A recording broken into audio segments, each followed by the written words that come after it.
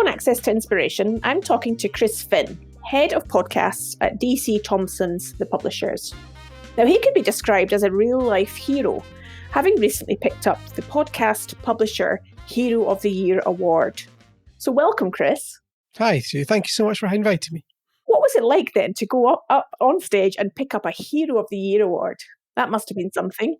It was surreal and very odd. I mean, we didn't know that award existed. So this was the inaugural Publisher Podcast Award, which was started by a team of people behind the Media Voices podcast to recognise the work that professional publishers and independent publishers, all the way down to like one-person bands, are doing with podcasting. So it's an award specifically for folk in the sort of media industry. And there's a whole bunch of categories, as you'd expect, but we didn't expect there to be this Publisher Hero of the Year award. At the point at which they started talking about this award that was unannounced, I was actually composing a tweet. I wasn't paying attention. And then I got the award, which was lovely because it was an award for somebody in the industry who is, shaping best practice and being enthusiastic and sharing stuff that are beneficial to my company's workflow practices. It was very, very warm and lovely to be recognised for that. Well, it's great that we're speaking today because I'm sure there's a lot you can share with our listeners about what's happening in the world of podcasting. So we'll come on to that in a little bit. When I then began to discover a bit more about you, Chris, I read on your LinkedIn profile that one of your contacts had said this quote: "I don't ever think I've described a work colleague as inspirational, but I can think of few other words that better fit Chris." So that really made me curious because our podcast is about inspiration. So what do you think makes you inspirational to other people? It's very hard to understand what about oneself. It's really hard to take a good sort of objective view of yourself, really. That was a comment left on my LinkedIn by a former colleague, Paul Hudson. So I can only quote from what was in the rest of that, which was about enthusiasm and curiosity and indefatigability, a desire to keep working, keep doing good stuff. And that's definitely true. Thinking about the word inspiration, who inspires you, Chris? The answer that we've kind of come to expect, and not from your podcast, obviously, Sue, but in broader media, the answers we expect are sporting heroes and Nelson, or, it's these kind of semi-mythic figures. But for me, it's an indefatigability thing. It's people who get knocked down and come back fighting, or who are brave in how they conduct their personal lives. There are people like my wife who is very whole raft of challenges in her life, but has really kept punching. I've got trans friends who have gone through a very difficult time of it, but keep pushing, keep moving forward, and keep putting, in those situations, it's very hard to stay positive, but they keep putting love and creativity out into the world. It's about a kind of set of values, perhaps, traits of personality that are the things that really inspire you. And I'm sure that during your work career, which I'd like to find out a little bit more about now, that you've had challenging times perhaps yourself, you've had great opportunities, pivot moments that have taken you into new places. So tell us a little bit more about what's been your career journey to land up doing podcasting. So I've been in magazine publishing all my professional career, and that was certainly not planned. I did a degree in graphic design and had every intention of going into some sort of design field. But I was always interested in tech and computers, and Apple tech in particular. The summer after I graduated from university, I was reading a magazine that I liked and subscribed to called Mac User, and saw that they were advertising for a sort of menial entry-level position on the magazine. Applied, and that's kind of the start of it. And that took me to London, and I lived there for 5 years. I then got the opportunity to work on a rival magazine in Bath, and I worked there for 7 years. And then I got a little disillusioned and threw my toys out the pram and left and went self-employed, which in these current trying circumstances gives me a little bit of a head start because I have worked from home for 18 months for a period. So I have some experience of that, as we all know, are having to build. I'd never really intended to work freelance. I like having a salary. I like being part of a company, part of a team. But when I left my previous job, I did just leave it. I didn't leave to go and do something else. It was just no, I've had enough of this, I'm going to leave. And I actually found that I quite enjoyed freelancing, and I enjoyed the flexibility once I sort of embraced it and lent into it. And I enjoyed the kind of variety of work I was doing. And I might well still be doing that were it not for the fact that DC Thomson reached out to me to bring me up to Scotland to head up a business unit within the company here, one that they'd acquired a few years before. That for a little while, and then restructured that team so that it blended into another part of the team, which left me at a bit of a loose end. And the company very generously said, take some time and have a think about the things you could do to help out in the company, because we realised you've got some useful skills. When we circled back round in that conversation to, okay, so what are you actually going to do? I suggested at that point that we should introduce some kind of podcast channel within DC Thomson. And I'm very fortunate that my boss, our chief exec, who said yes to that suggestion, he himself loves podcasts. So I didn't have to convince somebody of what podcasts are, why they're good. So that was a real stroke of luck that Mike sort of went, oh yeah, podcasts are great. I've been thinking about this for a while. We definitely should be doing something in that space. So go away and create that. And that was a little over a year ago. And in that time, we've had about 100,000 downloads across the portfolio. We have 8 shows with more in development. And it's been an amazing experience working right across the portfolio of titles we have at DC Thomson. So it sounds like you've created your own job. And I'm imagining then that with that interest in technology and your insatiable curiosity that I get a sense that you have, you're able to combine those two things in what sounds like the dream job. I'm having an absolute ball. I really am. It's a great chance to build these workflows and build this best practice and skill up. I personally had a little whiskey podcast called Scotch that sort of sporadically goes into deep hibernation for years at a time, and then I sort of revive it every now and then. So I've done a little bit of that, and I'm a big consumer of podcasts, but I hadn't done any serious audio production, audio engineering work before. That was great. And the first time you load up a professional audio workstation like Audition from Adobe, which is what we use, it's terrifying because it's a very complicated tool to look at. And there certainly was a period of a few weeks where it felt quite overwhelming. But now that we have those workflows in place, hitherto, before everyone started working from home due to the coronavirus, the workflows for some of our podcasts were very, very quick. They could be up within about 10 minutes of finishing editing, because we were sort of marking points to edit during the recording. So we just had to jump in and do those bits. There was templates, there's presets, and it was a slick process. And I get really excited by that. I get really excited by how I can do some hard work up front so that the deliverables become much easier as we go forward. And so that the teams I work with across our newspaper, magazine, and radio divisions within DC Thomson, that they don't have a huge ask on them. They almost literally just show up, talk for 20 minutes and then leave, and I can facilitate them to produce some really good work. And I'm doing stuff in the background. We're working with the teams to make sure they understand good radio technique, and they're being encouraged to be informal, and we're doing a lot of producery stuff behind the scenes, but that tails off as the teams lean into it. That hand-holding, if you like, really tails off, and they can be much more self-starting. So you're really making it easy for people within the group to turn up and give of their best work because you've put up a lot of upfront work yourself. Yeah, absolutely. Now that everyone's working from home, we haven't missed a beat. We're still producing all of our podcasts.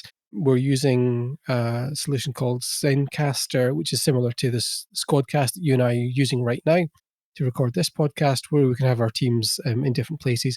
And we've ordered a couple of dozen microphones that are all sitting with them. Even in that context, I'm always on the call with them. I'm always there in the background to coach them, so if I can hear an audio fault coming through, or if I can see a point where there's a problem, I'll cut in and just take them back to the cue point and put those markers in, so when I come to edit, it all just sounds really, really slick.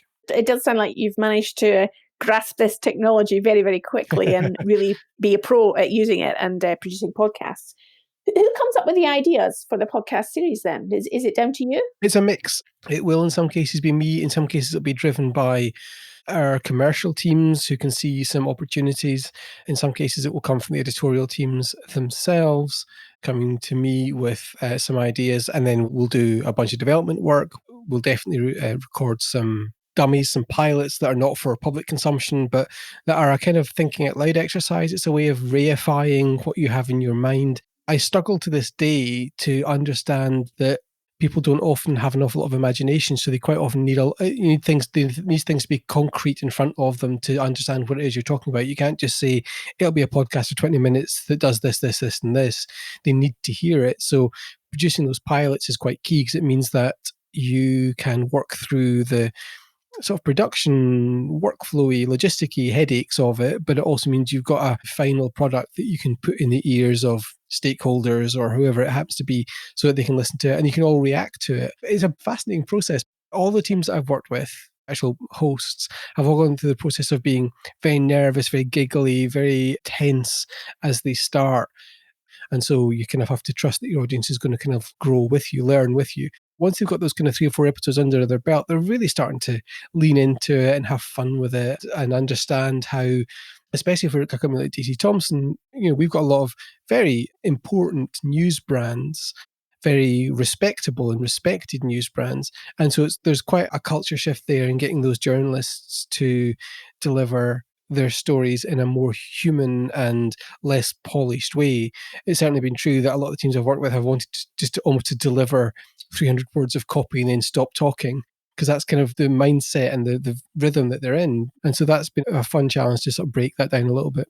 I almost get a sense that, as you're describing it, Chris, that podcasting brings a degree of authenticity that other forms of communication don't have. Well, that's definitely true. That's one of the absolutely key things that podcasting can do. A byline in a newspaper or in a magazine is not just a few pixels on the screen. There's a person there. And at a time when trust in the media is challenged, and being able to bring people out from behind their keyboards and put them in front of a microphone, I think, is a really key thing. I used to work with a chap at Future called Grant Bremner, who was our head of TV there, who had a phrase that immediately I understood and I immediately adopted as my own, although I always credit him as I just have. And that was authentic but not amateur. You can't overslick and too highly produced, because people want that connection with an actual person. But by the same token, it can't be so ropey and rough around the edges that either you damage the perceived authority of the brand, or that you just genuinely produce something that is not pleasant to consume. So authentic but not amateur is a really good little mantra, I think. And there's something absolutely true with podcasting. So the studio, in inverted commas, that we have at DC Thomson, it's not a room, it is a flight case. So I have a Peli flight case with beautiful, I must say, beautiful custom cut foam inserts and trays and stuff for all my podcasting kit. But the point of that is that it can be deployed anywhere. And we deliberately use what are called dynamic microphones. So they reject a lot of the what we call room tones, so echoes and reverb all around you. So that even in really horrible audio environments, glass meeting rooms, you can still use them there. You can use them in the middle of a busy office.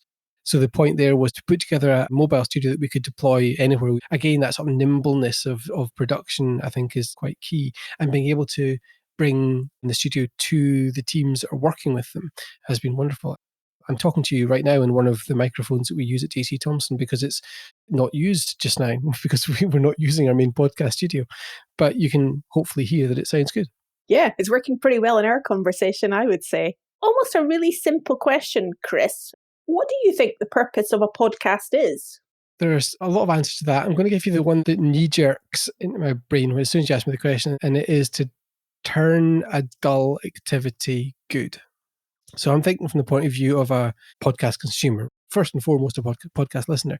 The thing they do is turn dull activities good. So traditionally, the major consumption metric for a podcast is the commute. So most people have a sort of half hour to an hour long commute. Not anymore. They don't right the second as we record this, but generally they do.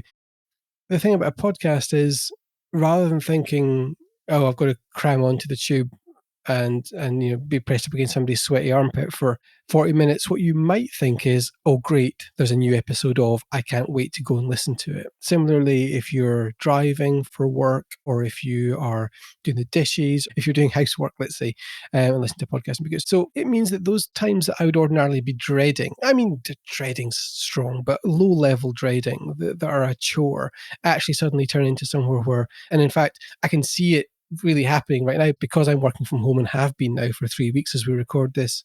I am not commuting, so my podcast consumption is way low, and I really miss them because I don't have that window of opportunity in my day to consume the podcast that I love.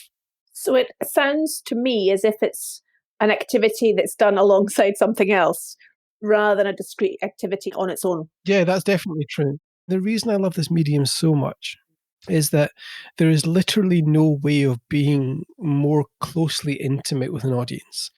You listening to this podcast right now, the very good chances are you're listening to it on headphones. And if you are, the sound of my voice is currently emanating from the center of your skull. That's how it sounds to you. The voice is coming from the center of your skull. You cannot get closer to somebody for that. So you have this incredibly intimate relationship with an audience.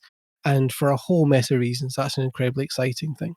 As you say, it's about the closeness you get to the audience that's key for you, and it makes it really beneficial. Looking at your career as a journalist initially, and now as a producer of podcasts, and that sense of the ability to get in somebody's head in a way, my sense is there's a consistent theme that seems to be important for you around sharing, Chris. Whether it's sharing good practice, it's sharing know-how, and I can see you nodding as we're speaking here. Tell me a bit about what's important for you about sharing. I think that's really true. I'm glad you picked up on it. I'm flattered you did. No man is an island. No person is an island. I think it's important that we do work as collaboratively as possible. And that doesn't mean to say you have to physically be proximate. You could collaborate over Slack or Zoom or everything else as everyone in the world is finding out. I guess a sort of responsibility to help everyone do their best work is key. It's funny, my wife at one point in her career was a teacher, and at the time she was a teacher, a lot of my time was spent writing tutorials on how to use tech, really. And it occurred to me, Damascene moment one day, that actually the job that she and I do are very similar. It's a teaching job, and it's not as all good, school teaching shouldn't be. It's not a didactic thing. It's not about do this, then this, then this, and it will all be all okay. It's an empowerment thing, and it's a conversation around giving people the knowledge and the tools they need to do a really good job. The world locks down under coronavirus. We're discovering the transformative role that tech can have. And I've seen countless examples on people's on social media of elderly relatives, this finally being the thing that pushes them to getting Skype set up on their phone or whatever. And I've seen very lovely outsider art instructions beside mobile phones of press this button to turn it on. When the screen looks like this, it's on. Tap this icon to start a video call or whatever. And at its best, it can be a very community building tool. And that all feeds into that sense I have. It's a good thing to share and to work together. One of the things it was reminding me of, Chris, was earlier in our conversation about this idea of kindness. And another way of describing sharing might also be pay it forwards. When you've developed a great podcast, you found a good bit of tech, it's about your desire to pay it forward and then help the wider world get the benefit of that know-how as well. I think as well, over the last maybe sort of 10 years, the broader narrative in society about privilege has begun to finally sink in with me. And I am a white, middle-class, cisgender male. I don't in the slightest claim to be a saint, and I fall far short of even my own ideals very often. But I do consciously make an effort to ensure that I can, I don't think I've ever turned down a student coming to me asking for help or to answer some questions. I've never, when somebody tweets me asking for help with something, I almost every single time gone out of my way to try and help. Given that I'm in such a privileged position, and I'm very fortunate to work for the company I work for, who has a very good long-term vision for stuff, and so gives me the space to create some interesting projects. And I'm insured from the vagaries of what's happening to the world just now by the fact that I've got a very good employer. All that privilege means that I am particularly conscious of the duty I have to share what I can and to help the people I can. Give us your take on where you think the future of podcasting is heading. It's heading in an odd place. It's at an inflection point just now. For a long time, podcasting started in this mid-2000s, early 2000s. And over that very short period of time, it just sort of almost for the entirety of that duration, it bimbled along, not doing very much. And it was very much to preserve the geeks. I count myself among them. But there's been massive explosions in popularity and huge increases in consumption and engagement, driven in part, I think, by big crossover shows like Serial. There's a true crime podcast that really did absolute huge numbers. And also by the fact that, we're getting to a stage now where the sort of typical demographic of a podcast are completely digitally literate. They're more confused by the notion of broadcast TV schedules. All that growth has meant that it's an industry at a vulnerable part of its development because there are a lot of commercial interests in place. And one of the biggest ways those commercial interests are being reified is in the siloization of podcasting. So for most of podcasting history, the podcast directories, which for most of podcasting history was just Apple and some other ones that mirrored whatever Apple was doing, it was a completely free and open spec, as it still is, but you could submit any RSS feed to Apple and they would almost always just list it for free. But now we're seeing Spotify making investments of hundreds of millions of dollars into podcasting because the engagement metrics, i.e. how long people listen to podcasts for, are off the chart. You know, one of the most popular podcasts in the world is the Joe Rogan Experience, which regularly tops 2 hours, sometimes 3 hours long.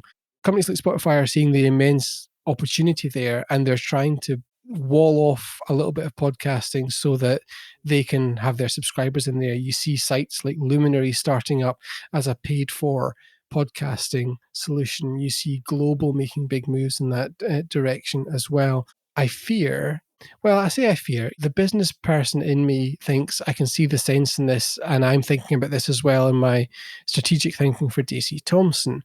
But the consumer in me doesn't like the idea of getting to a place with podcasting that we're at now with video, where you have to have half a dozen subscriptions of $3, $4, $5.99 a month in order to be able to watch anything. The disintermediation of that media consumption stuff for video is unpleasant. It's quite user hostile, I think. And I fear that we're in that place with podcasting. But to give you a happier answer to that, I think we're at a place where we are only just at the foothills of the popularity of podcasting. And people keep saying to me even now, oh, there's too many. How can we possibly differentiate ourselves? The opportunity here is vast. As people get switched on to podcasting, as working patterns change and as media consumption patterns change, that thing of having a really one-to-one relationship with your pals, of just sort of dropping into a conversation with people and learning something interesting is great. And I think the intimacy and authenticity, as you said, of the medium means that we are going to see not just continued explosive growth in the listening hours and the number of shows and the vibrancy of those shows, but we're going to see people doing things with a format that I can't even dream of just now, and I'm incredibly excited to see what those things are. I have my final question, which is, what's your favourite podcast to listen to, Chris? There are so many. One of the ones that still just gives me immense joy is a BBC podcast, and it is called Fortunately with Phin and Jane.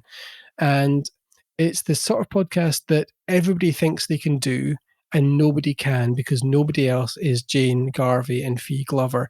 So it's an interview-based podcast, but the interview with a celeb of some kind is the second half, and the first half of the podcast is just Jane and Phin just sitting with coffee and chatting. But Phin Glover and Jane Garvey are consummate broadcasters with decades of experience between them, and they're also just charming and lovely. So take that as a recommendation if you haven't heard it. It's just a warm bath, a deeply calming balm in these most unsettling of days. Wonderful. Well, you've left us in a very calm and peaceful place there, Chris, with your recommendation on that podcast. It's been lovely to speak to you today. Thank you so much for your time. Absolutely my pleasure, Sue. Thank you so much again for inviting me. Well, I hope you enjoyed hearing from Chris Phin, sharing his views about podcasting and where it might be heading in the future. The highlight for me was the quote that he shared about podcasting and how it should be authentic, not amateur. I hope you will agree that we are working towards this goal with our podcast series. What else did his words cause you to reflect on? Well, if you enjoyed Access to Inspiration, please take a moment to leave us a review on Apple Podcasts or whatever platform you're using. And remember to tell your friends about us too, so that we can continue to reach more listeners. That's all from me, Sue Stockdale. Next week, I will be speaking to Amelia Lynn, co-founder and CEO of Saga, which helps families save the life stories of loved ones on voice audio. I hope you will join us then.